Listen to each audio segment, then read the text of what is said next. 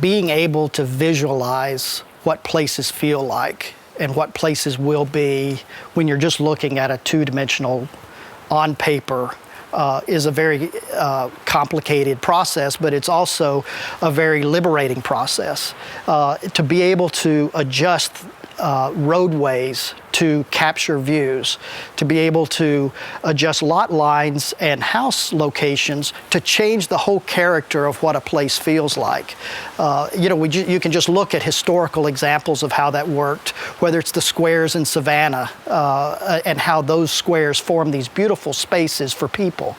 And so using those experiences and those time-tested principles and elements is really kind of the foundation for creating these places. But it is a very fragile environment of adjustments that can push it outside of the realm of comfort for people to experience those places.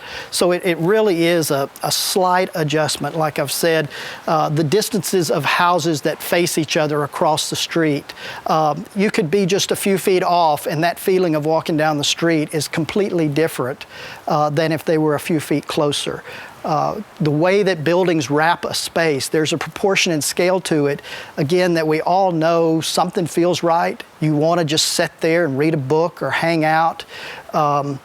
That is all instrumental in what that space and proportion of that space is. The height of the building to the width of the park or the open space.